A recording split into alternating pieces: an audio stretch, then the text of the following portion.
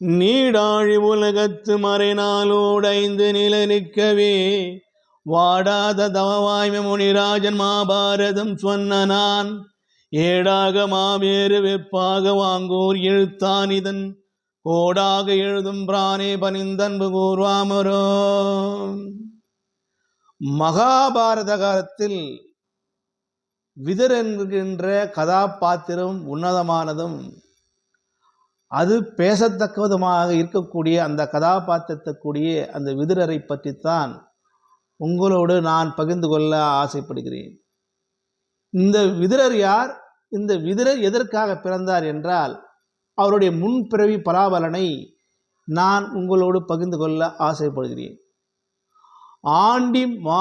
ஆணி மாண்டவியர் என்கின்ற ஒரு தவயோகி, ஒரு ஞானி அடர்ந்த வனாந்தர பகுதியில் பன்னசாலை அமைத்து மரத்தினடியில் அணிதினமும் சிவதொண்டே பெரிதொண்டு உயர்வொண்டு நெறிகொண்டு சிவனாரை தொண்டு பூஜை செய்து தவத்தில் அமர்ந்திருப்பார். உள்ளம் இறைவனோடு இருக்கிறது, உடல் மட்டும்தான் இந்த பூமியில் இருக்கிறது. அப்படி இறைவனோடு கலந்து அவர் இறைவன் நாமத்தை சொல்லிக் கொண்டிருக்கக்கூடியவர் தான் இந்த மாண்டவியர். இவர் இப்படி இருக்க காசி மாநகரத்தை ஆட்கொண்டு ஆட்சி செய்து கொண்டிருக்கின்ற காசிராஜன் அவன் அரண்மனையில் கொள்ளையர்கள் புகுந்து களவாடப்பட்டு இந்த கொள்ளையர்கள் தப்பித்து குதிரை ஏறி இந்த அடாந்தர வனப்பகுதியில் வருகின்ற போது இவரை பின்தொடர்ந்து வருகின்ற காவலாட்கள் இவர்களை பிடிப்பதற்காக முனைப்பு காட்டுகின்ற போது இந்த திருடர்கள் நாம் பிடிபட்டால் அரசன் நம்மளை கழுவேற்றி கொண்டு விடுவான் என்று பயந்து நடுங்கி எப்படியாவது தப்பிக்க வேண்டும் என்கின்ற நோக்கில் இந்த நிஷ்டையில் இருக்கக்கூடிய இந்த மாண்டவியரிடம் சென்று இந்த மாண்டவியருக்கு நகைகளை அணிவித்து அங்கே நகைகளை போட்டுவிட்டு அங்கிருந்து துரிதமாக எச்சரிக்கையாக இந்த திருடர்கள் தப்பித்து ஓடுகிறார்கள். இங்கேதான் வந்தார் என்று இந்த பர்ணசாலைக்கு அருகில் வருகின்ற போது ஓஹோ திருடன் இங்கேதான் வந்தான், எங்கே சென்றான் என்று காவலாட்கள் இந்த மாண்டவியர் கேட்க இவர் இறைவனோடு இருக்கிறார், இறைவன் நாமத்தை சொல்லிக் கொண்டிருக்கிறார்.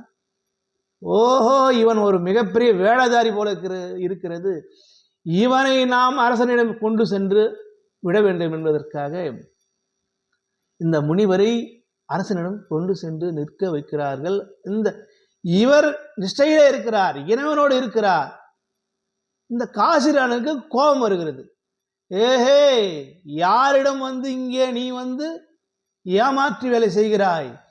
இந்த நாட்டின் அரசன் என் முன் பகட வேடம் தாருகிறாயா? ஆஹா அப்படியா என்று இந்த கொதித்தெழுந்து கோபப்பட்ட இந்த காசிராஜன் உடனடியாக இந்த முனிவனை கழுவில் ஏற்று கொல்ல வேண்டும் என்று ஆணையிடுகிறார். இந்த ஊர் மக்கள் எல்லாம் அங்கு இருக்கக்கூடிய ஊரார் மக்கள் எல்லாம் பார்க்கிறார்கள். மிகப்பெரிய தவறு இழக்க போகிறான் இறைவன், மாங்கல்யரை போய் கழுவேற்றுவதா? இவர் தவயோகி போல் இருக்கிறார் என்று அஞ்சுகிறார்கள். ஆனால் கழுவேற்றப்படுகிறான் மாண்டவியர். கழுவேற்ற பிறகு உடல் கழுவில் இறங்குகிறது. அப்படி போன பிறகு கூட இந்த உயிர் போகவில்லை, இறைவன் நாமத்தையே துதித்துக் கொண்டுகிறார். என்ன ஆச்சரியம், கழுவேற்றப்பட்ட ஒருவன் கொல்லப்படவில்லையா என்று அரசன் அங்கு வந்து கண்ணீர் வடிக்கிறான். மிகப்பெரிய தவயோகியை நாம் கொன்று விட்டோமே, கொன்று விடுவதற்கான பாவகாரியத்தை செய்து விட்டோமே என்று அழுகிறான், புலம்புகிறான். மக்கள் எல்லாம் கூச்சல் அடுகிறார்கள். அப்பொழுதுதான் தவயோகியாக இருக்கக்கூடிய மாண்டவியர் கண் திறந்து பார்க்கிறார். எதிரில் மன்னன் எழுகிறார், ஊர் மக்கள் எழுகிறார்கள், தளபதி எல்லாம் இருக்கிறார்கள். மாண்டவியருக்கு ஒன்றும் புரியவில்லை.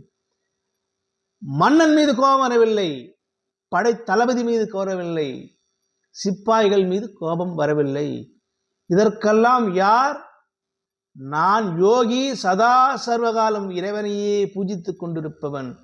இதன் மூல காரணம் யார் என்றால் யமதர்மனே யமலோகம் செல்லுகின்றார்.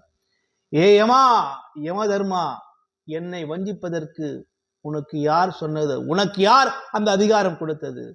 நான் என்ன பிழை செய்தேன் சொல்லும் என்று சொல்லுகின்ற போது, முனிவரே கோபப்படாதீர்கள், கொஞ்சம் அமைதி காலுங்கள், நான் சொல்வதை கேளுங்கள். உங்களுடைய பலாபனையை நான் புரட்டி பார்க்கின்ற போது அதில் நீங்கள் ஒரு குற்றம் செய்யவில்லை. ஆனால் குற்றம் செய்வதால்தான் உங்களை நான் இங்கே யமலோகத்திற்கு அழைத்து வர வேண்டும், நான் உயிரை பறிக்க வேண்டும் என்றால், நீங்கள் சிறு வயதில் ஒரு தும்பியின் வாளில் புற்களை கொற்றிவிட்டீர்கள். அந்த புற்கள் வலி தாங்காமல் தும்பி இறந்து விட்டது. அந்த தும்பியின் நிலைப்பாடுதான் உங்களுக்கு நான் தண்டனையாக கொடுத்தேனே தவிர என் மீது தவறு இல்லை என்று. ஆஹா, நான் இறைவனை பூஜிப்பவன், நான் இறைவன் நாமத்தை சொல்லுபவன், எனக்கு தண்டனை கொடுக்கவோ என்னை உயிரெடுக்கவோ உனக்கு எந்த அதிகாரம் கிடையாது. இறைவன் தான் எனக்கு என் உயிரை எடுக்க வேண்டுமே தவிர உனக்கு அந்த அதிகாரம் கிடையாது. நான் தவறு இழைத்திருந்தால் கூட சிறு வயதில் நான் தவறு இழைத்தது என்னுடைய அறியாமை, என்னுடைய தாய் தந்தரையை தான் நீ தண்டித்திருக்க வேண்டும்.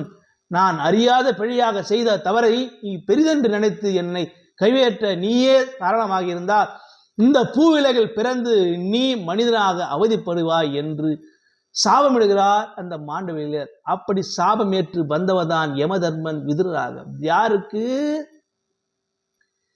இந்த வசிஷ்டருக்கும் வியாசருக்கும் இந்த அம்பாலிகை, கடைசியாக அம்பாலிகையாக அம்பாலிகைக்கு இந்த வேசி, அதாவது தாசிக்கு பிறந்தவன் தான் இந்த விதுரர்.